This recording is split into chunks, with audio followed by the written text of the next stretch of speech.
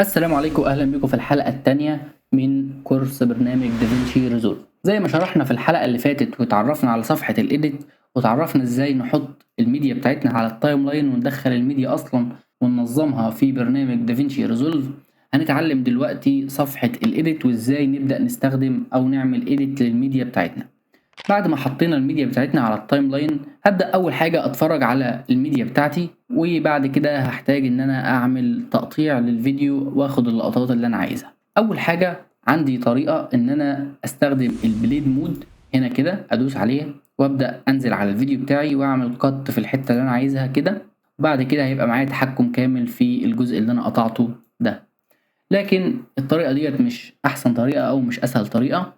الطريقة الأحسن والطريقة الأسهل إن أنا أستخدم الشورت كات. فمن خلال البلاي هيد ده لو أنا عايز أعمل كات مثلا في الجزئية دي هاجي أدوس حرف البي، هلاقيه قطع لي الكليبين أو الحاجتين اللي تحته.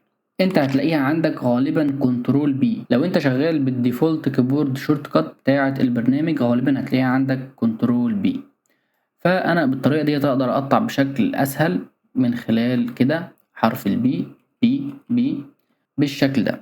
طيب لو أنا عايز ألغي القطعة بتاعتي أقدر أدوس كليك يمين ديليت ثرو إيديت بالشكل ده، هلاقيه لغالي القطعة بتاعتي. لكن أهم حاجة إن أنا محركش الكليب من مكانه أو مكبرش الكليب مثلا كده، مطولش ده مثلا بالشكل ده. باجي أدوس كليك يمين هلاقي الأوبشن مش موجود. فلازما اول ما اعمل الكت لو انا غلطت اقدر ادوس كنترول زد، هرجع على طول على اللي انا عملته. مثلا تعالى نعمل كت هنا، انا مثلا اتلخبطت اقدر ادوس كنترول زد هيشيل الكت، او اقدر ادوس كليك يمين ديليت ثرو ايديت. حاجه كمان لازم نعرفها واحنا بنستخدم الشورت كات واحنا بنقطع، عندي هلاقي حاجه هنا اسمها اوتو تراك سيلكتور. ده معناه لو انا البلاي هيد عندي فوق التراك كده وانا مش محدد اي تراك، لو ضغطت البي هلاقيه قطع لي التراكين اللي فوق لان الاوبشن ده متفعل فيهم. لكن لو جيت مثلا لغيت الاوبشن ده من على التراك ده وجيت ضغطت هنا هلاقيه قطع لي اللي تحت بس ما قطعليش الكليب من فوق اللي انا لاغي فيه الاوبشن ده. عندي كمان اوبشن اللي هو اللوك، ان انا اقفل الكليب بتاعي من لو جيت عملت قط مثلا بالغلط مش هيتعمل فيه اي حاجه، او جيت اضيف اي حاجه مش هيتعمل فيه اي حاجه. بعد كده الديسيبل فيديو تراك، لو انا مثلا عندي تراك فوق هنا مثلا وعايز اتفرج عليه مثلا في تراكين فوق بعض اقدر الغي التراك ده او احجب التراك ده. فلو جيت اتفرج كده هلاقيني مثلا لو لغيت مثلا التراك ده هلاقيني بتفرج على الكليب اللي تحت لوحده واللي فوقه انا مش شايفه. وهكذا برضو كمان في الصوت هلاقي عندي الاوتو تراك سيلكتور، هلاقي عندي السولو ديت. لو انا عندي كذا تراك صوت مثلا وعايز اسمع التراك ده لوحده هتك على سولو من هنا، هسمع التراك ده لوحده ومش هسمع التراك اللي تحته حتى لو الصوتين فوق بعض. واقدر اعمل ميوت للتراك بحيث ان انا مسمعوش واسمع بقية التراكات. انا مثلا دلوقتي لو عايز اضيف افكت على الفيديو بتاعي او عايز اضيف مثلا ترانزيشن على الفيديو بتاعي، هاجي على قائمة الإفكتات ودي اللي هنشرحها في الفيديو ده. هلاقي عندي فيديو ترانزيشن، هلاقي كذا ترانزيشن البرنامج بيوفرهم لي غير الترانزيشن اللي أنا أقدر أعملها بنفسي في صفحة الفيوجن أو في صفحة الإيديت لو أنت حابب أو لو أنت عايز. لكن إحنا هنستخدم الترانزيشن اللي البرنامج بيوفرها لنا. مثلا عندي البلور ديزولف، هاجي أقرب الكليبين من بعض كده وأسحب ما بينهم الترانزيشن بالشكل ده، واجي اشغل كده هلاقيه عمل لي بلور ترانزيشن. تعالى نلغي الريندر كاش اللي كنا عاملينه بالشكل ده كده ونتفرج هلاقيه عمل لي بلور ترانزيشن. طيب انا عايز اتحكم في الترانزيشن بحيث ان انا اغير المدة بتاعتها، اطولها اصغرها. اقدر اقف عليها كده هيحول لي الماوس بتاعي للشكل ده، اقدر اسحبها بحيث ان انا اطولها او اصغرها على حسب الكليب بتاعي او على حسب ما انت عايز. كمان اقدر اتحكم في اتجاه واحد منها بحيث ان انا اطولها على الكليب ده من خلال ان انا ادوس كنترول وابدا اسحب جنب واحد كده هلاقيها طولت على الفيديو ده ولسه ثابته مكانها على الفيديو ده. بعد كده اقدر ادوس عليها وهاجي على الانسبكتور كده هلاقي اتفعل لي حاجه اسمها ترانزيشن. اقدر بقى اتحكم في الاسترنس بتاعها، اتحكم في الاعدادات بتاعتها، اتحكم في الايزنج بتاعها، وهكذا نفس النظام على كل الترانزيشن. بعد كده لو عايز امسحها اقدر ادوس عليها وادوس ديليت، هيبدأ يمسحها لي، واقدر اضيف اي حاجة تانية مكانها.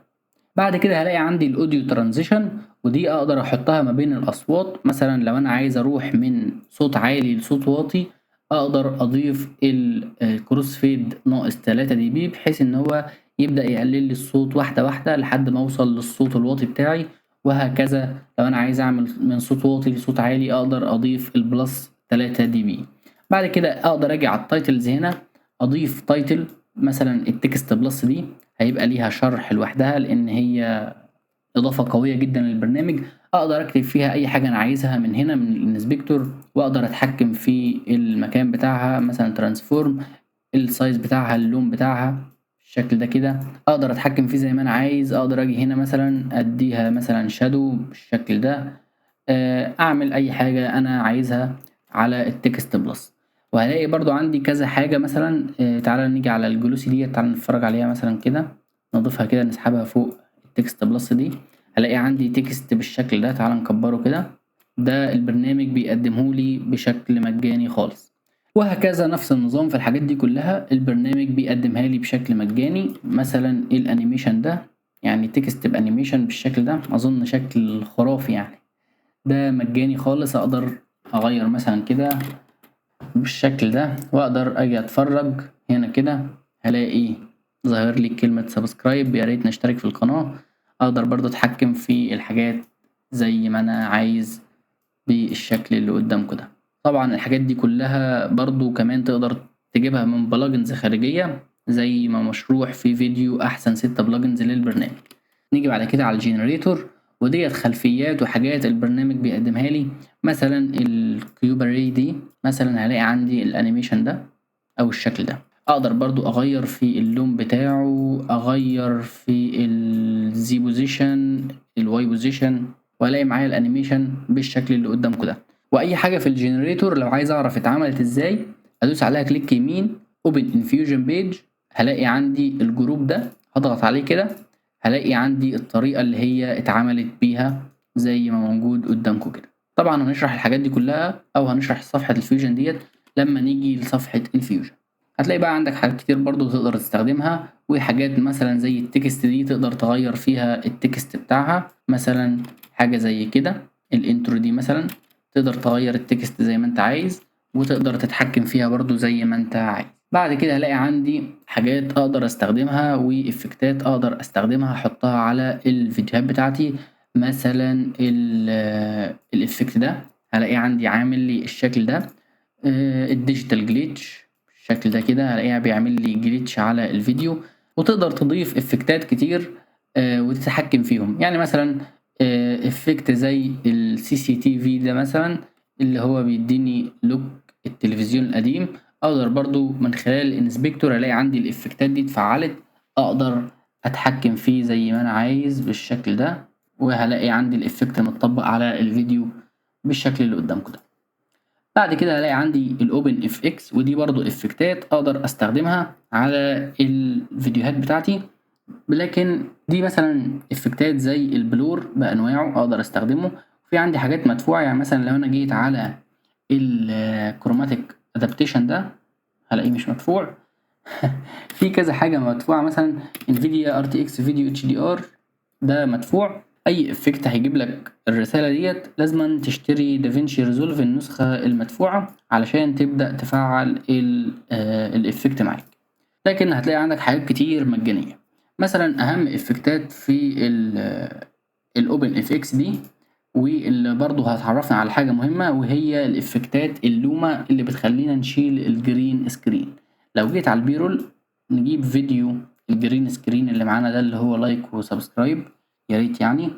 هاجي على الافكتات اوبن اف اكس، واجي هنا على علامة البحث اكتب لوما، هلاقي عندي لوما كير، هضيفها على الفيديو بتاعي كده بالشكل ده، هيتفعل لي في الانسبكتور الخيارات دي. لكن حاجة مهمة جدا لازم تعرفها مع الافكتات بتاعة اوبن اف اكس، عشان اشوفها قدامي او اعملها لازم اجي على السهم ده واختار اوبن اف اكس اوفرلاي بحيث ان انا اشوفها، عشان لما اجي اضغط على البيك دي واجي اختار اللون بتاعي كده بالشكل ده هلاقي عندي اللون الاخضر اتشال من الفيديو، والاقي الفيديو عندي بقى موجود قدامي كده مش معمول فيه اي لون اخضر.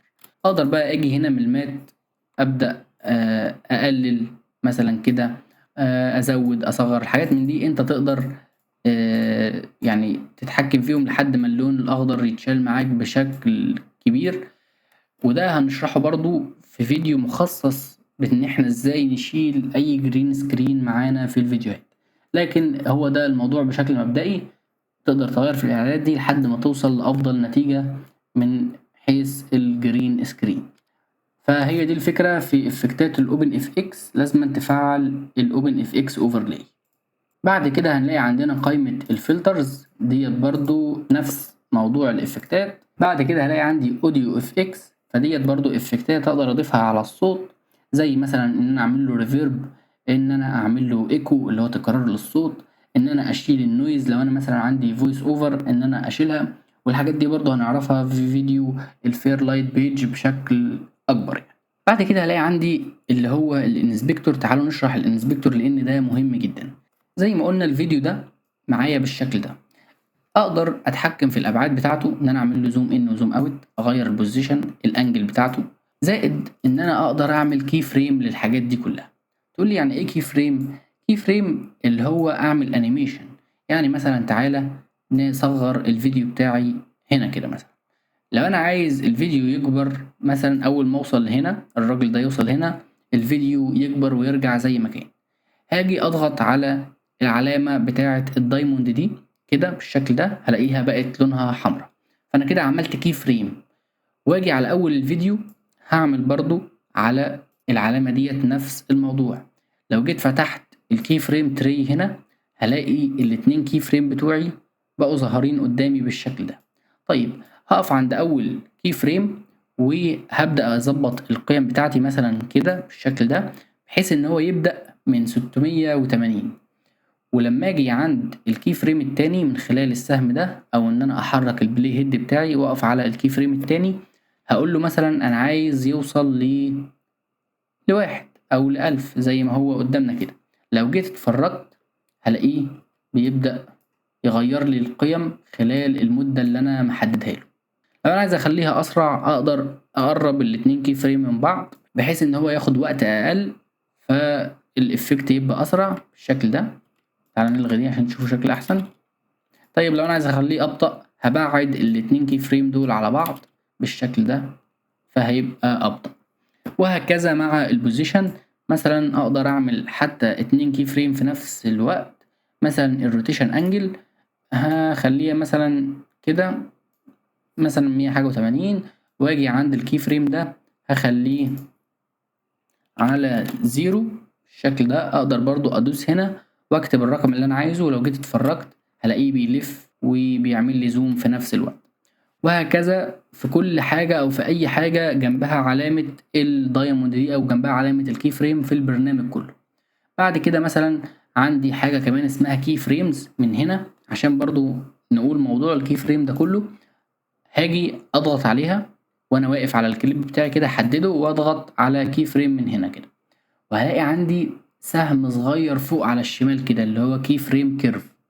هدوس عليه هيفتح لي الكيرفات بتاعتي بالشكل ده. هاجي على البارامترز فيديو، مثلا انا عامل كي فريم على الاكس والواي وعامل كي فريم على الروتيشن انجل، هفعلهم بالشكل ده. هيبدأ يظهر لي كل الكي فريمات اللي انا عاملها. اقدر احددهم كده واجي هنا اخليهم ايز ان وايز اوت، بحيث ان هو يبقى بادئ بطيء وفي النص سريع وينتهي بطيء. واقدر برضه اتحكم في الهاندل دي كده بالشكل ده، واجي اتفرج الاقيه بادئ بطيء خالص وفي الاخر سريع جدا يعني. بعد كده اقدر اتحكم في كل واحدة لوحدها، مثلا هلغي الروتيشن وهلغي التايم والسبيد عشان اشوف الحاجة قدامي بشكل اوضح. وهاجي على الزوم، مثلا هخليه يعمل زوم في الاول بسرعة، هرفع الهاندل بتاعتي دي كده بالشكل ده، وديت هجيبها بالشكل ده كده. فهاجي على الزوم الاقيه عمل زوم في الاول بسرعة وفي الاخر بدأ يبقى ابطأ، واقدر برضو اعكسها بالشكل اللي انتوا شايفينه ده هو ده موضوع الكي فريم، تقدر بقى تتحكم فيها زي ما انت عايز. وهنشرح السبلاين دي برضو في فيديو مخصص ليها، لان دي اهم حاجة في الانيميشن. السبلاين او الكيرفات دي اهم حاجة في الانيميشن بتاعك، عشان تخلي لك الحركة بتاعتك سلسة. فتابع القناة واعمل اشتراك في القناة. بعد كده نيجي نكمل الانسبكتور بتاعنا. هنلاقي عندنا الكروبنج، ان انا اقدر اقص الفيديو بتاعي من اليمين او من الشمال. بعد كده الاقي عندي حاجه اسمها دايناميك زوم، ديت اقدر اضيف زوم للفيديو بتاعي. يعني تعالى نلغي الكي فريمات دي ونقفل دي كده ونرجع الزوم بتاعنا للديفولت. اقدر ادوس على السهم ده بتاع الريست ده، او ادوس على الكلمه دي كليكين شمال، هيبدا يرجع لي للديفولت. بعد كده الاقي عندي الدايناميك زوم زي ما قلنا، هفعلها على الفيديو بتاعي، ودي بتعمل لي زوم ان وزوم اوت خلال الفيديو بتاعي كله. يعني لو جيت اتفرجت كده هلاقيه بيعمل لي زوم اوت. افتحها كده مثلا وادوس سواب، هلاقيه بقى بيعمل لي ايه، زوم ان بالشكل ده. طيب انا عايز اتحكم فيها، هاجي برضو هنا على العلامة دي، ادوس على السهم ده واختار دايناميك زوم. هلاقي عندي ظهر مستطيل اخضر ومستطيل احمر. المستطيل الاحمر ده بينتهي فيه، والمستطيل الاخضر ده اللي بيبدأ منه. فلو انا مثلا عايزه ينتهي هنا، يبدأ مثلا من فول سكرين كده ويعمل زوم على الوش بتاع الراجل كده، فهلاقيه معايا بالشكل ده. ابدأ اشغل كده، هلاقيه عمل لي زوم لحد ما وصل للمربع الاحمر. واقدر برضو اعمل سواب من هنا كده واتفرج، هلاقيه بدأ الزوم اوت من هنا كده، من مكان ما انا حاطط المستطيل الاخضر بتاعي. واقدر برضو اعمل لهم ايزنج، بحيث ان هما يبقى في النهاية يبقى بطيء، وايز ان في البداية يبقى بطيء، او ايز ان وايز اوت يبقى بطيء في النهاية وبطيء في البداية، وفي النص يبقى ماشي بالسرعة المتوسطة. يعني لو جيت عملت مثلا ايز اوت، هلاقيه سريع في الاول وفي النهاية بيبدأ يبقى بطيء خالص كده زي ما انتم شايفين. بعد كده الكومبوزيت، اقدر اغير المود بتاع الحاجة بتاعتي، سواء مثلا انا جايب تكتشر عايز اخليها سكرين او عايز اخليها اوفرلاي، اقدر اختار من هنا، او اقلل الاوباستي بتاعه الحاجه اللي معايا. بعد كده السبيد تشينج، لو عايز اعمل سبيد رامبنج او ازود السرعه او اقلل السرعه بتاعه الفيديو، هدوس عليه كده واجي ازود السرعه بتاعه الفيديو بالشكل ده، واجي اتفرج كده هلاقي الراجل بدأ يمشي اسرع. عايز اقلل السرعه، بعد كده اسحب الفيديو بتاعي هنا كده، هلاقي الراجل بدأ يمشي بشكل ابطأ. عايز اعمل فريز فريم، مثلا عايز اخد الفريم ده اخليه صورة، فهدوس على فريز فريم، هياخد لي الفريم ده بدأ يبقى معايا صورة بالشكل ده. اقدر اسحبه كده، هو كده صورة يعني. وكمان لو عايزين نعمل سبيد رامبنج بشكل احسن، نقدر ندوس على الفيديو كليك يمين ونختار ري تايم كنترول، هيفعل لي الري تايم بتاعي على الفيديو. اقدر مثلا اجي هنا، بحيث ان مثلا الراجل اول ما يخش كده بنفس السرعة بتاعته عادي، اضيف سبيد بوينت او اضيف نقطة، وبعد مثلا اول ما يمشي هنا اضيف نقطة كمان. وبعد كده ابدأ بقى اسحب الحاجات بتاعتي. يعني مثلا انا عايزه هنا يبقى سريع، السرعة بتاعتي 229%، وهنا مثلا السرعة تبقى 50% او 70%، فهبدأ ارجع ده كده لورا بحيث ان هي تبقى 70%، وده هبدأ اسحبه لقدام كده شوية بحيث ان هو يبقى 200% كده ولا حاجة. فهاجي اتفرج الاقي بقى سريع، هنا بقى بطيء، وهنا بقى سريع. اقدر كمان برضه اتحكم في الكيرفات بتاعة الريتايم اللي انا عامله ده، او السبيد تشينج اللي انا عامله ده، كي فريم، واجي على الفيديو زي ما قلنا من هنا، واجي على البارامترز فيديو، افعل الريتايم سبيد والريتايم فريم بالشكل ده، واحددهم الاتنين كده بالشكل ده، واختار مثلا ايز ان وايز اوت، وابدأ مثلا اغير الكيرفات ديت كده بالشكل ده، واسحب الكيرفات كده بالشكل ده، بحيث ان هو ينتقل من سريع لبطيء بالتدريج. يعني لو جيت اتفرجت هلاقيه اهو بينتقل بالتدريج، مش زي ما كان في الاول بينتقل مرة واحدة كده على طول. هي دي الفكرة. بعد كده هلاقي عندي حاجة اسمها ستابلايزيشن. ده مثلا لو انا معايا فيديو مصوره بالتليفون بايدي، مثلا انا ماسكه وفي حركة جامدة في الفيديو وعايز اعمل له ستابلايز كده، هدوس على الفيديو وهدوس على ستابلايز، هيعمل لي ستابلايزيشن للفيديو. لكن طبعا عشان الفيديو بتاعنا مفهوش حركة تليفون فمش هتبان قدامكم، لكن هي دي استخدامها. وبرضه كنا شرحناها في فيديو قبل كده هتلاقوه على القناة، وهسيب لكم الشرح بتاعه في الديسكريبشن. بعد كده اللينس كوريكشن، وديت يعني خاصية في دافينشي ريزولف استوديو، فاحنا مش بنفعلها. هي دي كانت كل حاجة في صفحة الايديت، وكده نكون خلصنا صفحة الايديت. ان شاء الله المرة الجاية هنشرح صفحة الكالر، وديت برضو مش هناخد فيها وقت طويل، هنشرح الحاجات المهمة فيها. وبعد كده صفحة الفيرلايت وصفحة الريندر. بعد كده نشرح صفحة الفيوجن لأن هي بتاخد وقت طويل، وهنشرحها بالتفصيل عشان هيبقى كورس مكثف فيها، يعني هتبقى كورس جوه كورس، فممكن تاخد لها كذا حلقة، لكن هنشرحها بشكل مبسط وبشكل مفصل جدا. دي كانت حلقة النهاردة، اشوفكم على خير يا شباب، متنسوش تشتركوا في القناة وتصلوا على النبي، وسلام عليكم.